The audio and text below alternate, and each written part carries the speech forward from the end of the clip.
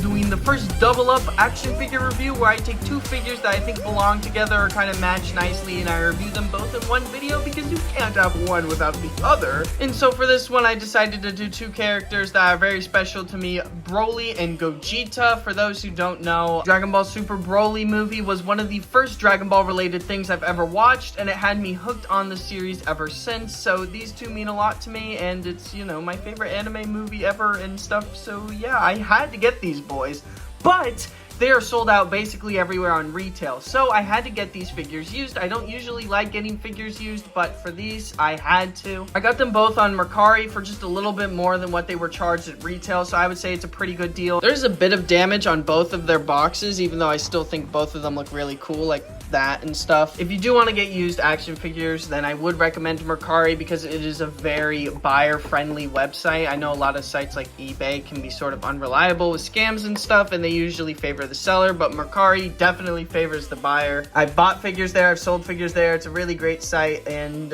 yeah, I really have gotten a lot out of it, but that's besides the point. We're gonna get into the review with these boys now, starting with Broly. Here's Broly outside the box, and I must say, this is a pretty big boy. It's not a huge SHF, because I mean, the Kaido just came out, but besides that Kaido figure, I would say this is probably one of the biggest SHF figures ever. Stands relatively tall next to your standard SHF. Looking at the detail here, as you can see his whole upper body, he's shirtless, because this is like his full power form. So that Saiyan armor he was wearing during the movie is long gone and it's exploded. Something I really like is the back detail. This is actually insane to look at. It is just huge.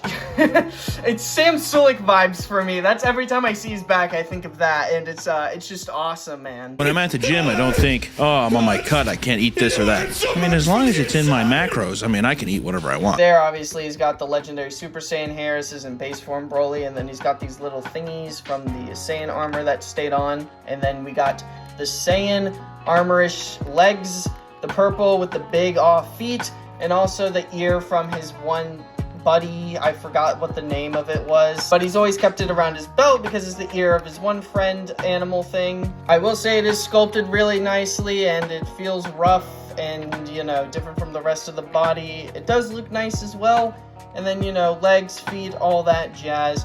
So appearance-wise, Broly does not disappoint at all. I can't even see like any flaws. I mean, if you really want to nitpick, maybe like the scar on the butterfly joint is a issue. I don't think it is. I think it looks great. That goes just about it for detail. So we'll just move straight into articulation, starting with the head. The head is a little bit hindered, which kind of sucks. It moves down with the neck, and it moves down quite a bit, which is kind of cool, but it's kind of blocked by his bulging nipples right here, so that kind of is unfortunate. It doesn't really move up all that much because of the hair and also the sculpt at the back of the neck, so he can't really look up without, you know, moving the rest of the waist, so that's kind of unfortunate, but it's not too bad. Arms can go 90 degrees, maybe a little bit more, I don't know, I'm not too big on my geometry, but what do you guys think? I'm no gambling man, but also I'm literally Hikari. Hikari is effectively immortal. JJK reference, this is the wrong anime. Oh, okay, so bicep, double joints, you know, and then the swivel, all that jazz, the hands on a double ball peg, which is uncommon for most figure arts, but since he's a big boy, it kind of makes sense. The ab crunch allows him to move back, I would say about this much before you start to really force it, and then move down, I think that much. So it's pretty decent. The ear thing does have articulation a little bit, so you can get it to like move out of the way of the legs. Not so much the front, but the back definitely does. As you can see, there's his sculpted booty, and you know, it's kind of like breaking in half here, but that allows for more leg movement, so I can try to like move it out of the way here to get the legs to move up. I would say the legs move out about this much. As you can kind of see, he's got some nice 3.0 engineering with the legs. Whenever somebody uses the term 2.0 or 3.0 to describe a figure, they are usually referring to the way the body has been sculpted. 2.0 is kind of the outdated design, while 3.0 is the direction that SHF is moving towards. The most notable differences you can see in the arm joints as well as the legs. 2.0s don't really have a butt mold, but most of the 3.0s do. But for the most part, the 3.0s are more sturdy figures and end up being more reliable when you try to pose them. Moves back about this much. I mean, it's not awful for the legs, but for such a big guy, just feels weird. Like, I feel like I'm actively fighting this ear cape thingy rather than prefer to use cloth, but I don't think they used cloth goods at this time, and I know some people have just taken this thing off and made their own cloth versions of the Broly figure with a cloth cape. I might do that, honestly, but, you know, the rest of legs are fine. Feet swivel, toe bend, it was a little stiff, but yeah, I mean, the rest of it works all right. Just the legs kind of annoy me. I mean, it's not awful, but it could definitely use some work.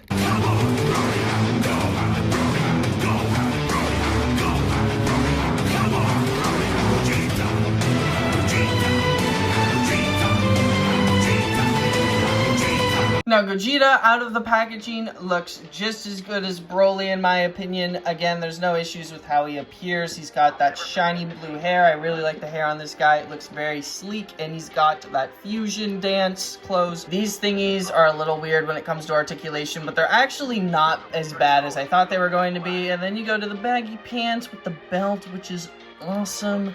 The leg details, it's very nice. It's a simplistic design, but it's very iconic, and I quite enjoy it. So I'll bounce straight into articulation, starting with the head. It moves down without moving the abs too much. Again, with the neck. But if you move it too much, there starts to become gapping with the faceplate. I don't know if that's an issue with the figure, like when it first came out, or if it's just because of aging, but you know, the faceplate kind of gets too loose. If you move the head plate down too much, you start to see gapping. It's like a similar issue with some other figures like Naruto. It doesn't move back too much because of this collar piece at the back of the shirt. Arm articulation is pretty fire. I mean, it doesn't move up completely 90 degrees, which is unfortunate, but the butterfly joints on this guy is awesome. You can get his arms to touch really easily, make some sick Kamehameha poses, so that's awesome. Double bend the elbow, bicep swivel. These thingies are usually annoying when they come on like Goku figures or whatever, but here they're not that bad. They're pretty flexible. You can get them out of the way. Oh, I just popped it off, but it's okay. They pop back in like so. Butterfly joints on this guy move really well. For an SHF, granted, a 2.0 modeled SHF, so this guy's like, what, 5 years old now? He is freaking spectacular with these arms, man. Broly's got good arm articulation as well. I forgot to show that. As you can see, the butterfly joint, it moves out pretty far as well, but bro's got big arms. I kind of expected that. But Gogeta is really just something else. The way he moves the upper body is great. And then ab crunch, it crunches down about that much, crunches back. This is how much he crunches back. Obviously, it's going to leave a gap, so that's kind of unfortunate. This belt piece is on some sort of joint thing, so it'll let you move it 360, which is pretty nice. Leg articulation is pretty much standard for a 2.0 SHF, but they still move just fine. You could probably get it to go 360 if you wanted it to. I'm not going to do so. Double bend at the knee, foot swivel, foot bend. It's pretty freaking solid, man. Pretty good when it comes to articulation, so honestly, no complaints there. Imaginary technique. Hollow. Purple. For accessories, we'll start with Broly first, since he has less, including the face that he has on right now. He comes with 3 interchangeable face plates, of which you've already seen all of them. Here is the second one that he has, a smiling, smirking face, which I don't think he does during the movie, but classic DBZ Broly did do this a lot, so I'm really glad that he came included with that. And then the third and final one is a yelling face, which is pretty sick as well. Honestly, don't have any complaints with that. Maybe a teeth gritting face would have been cool to include, but it's not necessary in my opinion. And then including the fists that he has on, he comes with 3 pairs of hands. The second pair of hands are these like grabby type hands. And then he has these open palm hands, which could be like blast effects or really just about anything you put your mind to. And that's all that Broly comes with. It's not a lot, but for a giant figure such as himself, I'm gonna understand why he comes with less accessories.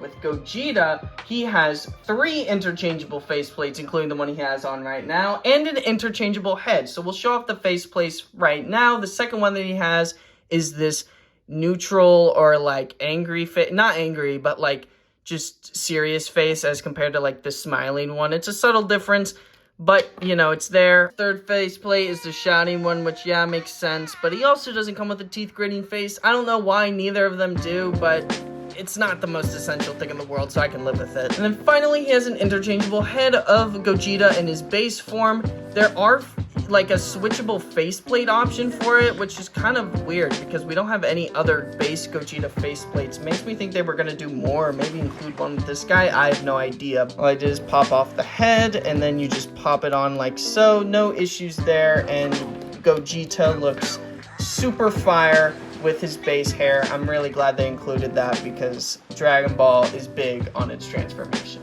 So including the pairs of fists that he has on right now, he comes with 4 pairs of hands. The second ones are these martial arts hands that most Dragon Ball figures come with. Every Goku and Vegeta figure has these hands. Third pair of hands are these blast effect hands. These could be used for like Kamehamehas or whatever, although I'm not sure if Gogeta uses that, but these come with basically every Goku figure as well. Then finally you have these opened out hands that are basically used for single hand blast attacks, and that's all you get with Gogeta, which is kind of unfortunate. I wish Gogeta came with more because retail, he was a $60 action figure versus Broly, who was $80. So they're relatively close in price, but I feel like Broly is kind of more worth it given his stature and the amount of plastic they used. But it's not the worst thing in the world. It's just something that I would change if this figure was released today. Here are the two of these guys next to superhero Goku and Vegeta. As you may imagine, Gogeta is pretty much the same height as Goku and Vegeta, but Broly towers over both of them.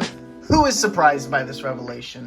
Next, here's Frieza and Superhero Piccolo. Here they are next to Imperfect Cell and the Trunks in the training armor suit, the full power latency, whatever his name is. Now starting to mix and match with other lines. Here they are standing next to Sasuke and Naruto from the revived Naruto line. Now here they are next to some JJK SHF figures. On the left we have Satoru Gojo, and on the right we have the Yuji Todori body with a Sukuna head on. Finally, here they are with my favorite figures right now, both Mayfexes. On the left we have Batman Hush, and on the right we have Spider-Man. I know they look kind of weird, but it's because I was playing with my toys, so that's why Spider-Man's doing this. Now we've made it to the end of the review where I give each figure that I review a number score rating out of 10 points based on 5 categories that I kind of modeled the reviews after. Please keep in mind, although this is my way of being objective, it's always my opinion, so if you disagree, that's okay, but just know that this is my biased final thoughts. For appearance, I'm giving both of these figures a 2 out of 2. There's nothing wrong with the way that these guys are detailed. There's nothing that really sticks out to me when it comes to appearance, any flaws or anything like that. There's no miscolorations. Articulation, I'm gonna give Broly a 1.5 and Gogeta a 2 out of 2. The reason I'm giving Broly a 1.5 is because the legs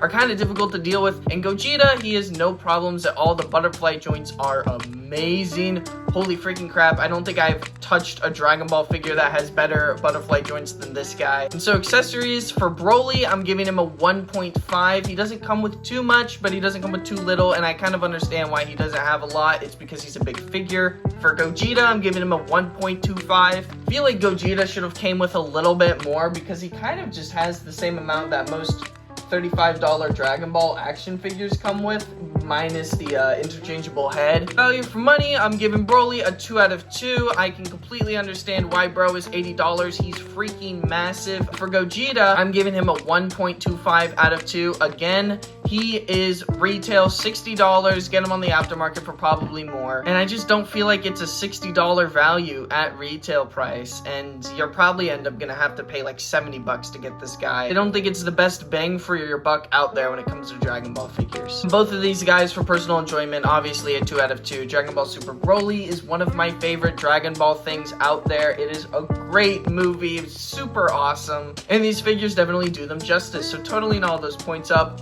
Broly is getting a 9 out of 10 and Gogeta an 8.5 out of 10. So yeah, that's gonna do it for the review today, guys. If you enjoyed, please leave a like and tell me what you enjoyed. If you didn't like it, then leave a dislike and tell me what I can improve upon. I made this channel to improve my knowledge on action figure lore stuff, so any and all feedback is greatly appreciated. I have quite a few action figures on the way. I don't know how many I'm gonna get to review, but I'll keep making polls on my community tab asking you guys who I should review first. So if you have a preference in who I review next, please go to my community tab and vote. So that's gonna do it for me today, guys. I hope you enjoyed. Have a good rest of your day or night, and I'll see you guys in the next video. Goodbye!